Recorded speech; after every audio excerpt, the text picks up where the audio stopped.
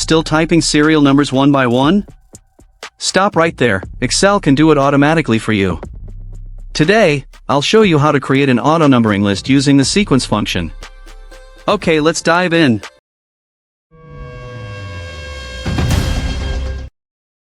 Here's a simple sales report. I've got names and sales amounts, but no serial numbers. Normally, you might drag fill numbers down manually, but that's time-consuming and error-prone. Instead, click the first cell where you want your numbering, let's say B4, and type equals sequence. Inside the parentheses, type how many serial numbers you want. Press enter and Excel instantly creates serial numbers from 1 to 10 automatically, no dragging required. But what if your data grows?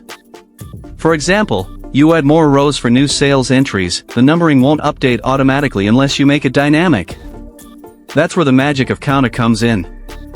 Now, let's replace the 10 with a COUNTA formula that counts how many rows are in our name column.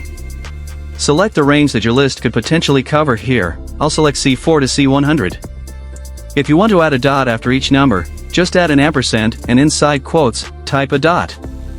Press enter and done. Excel now creates numbers automatically, based on how many names are in that range. Perfect for growing data sets.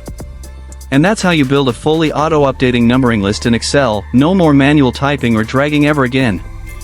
Try it on your next project, and if you found this helpful, don't forget to like, share, and subscribe to Easy Click Learning.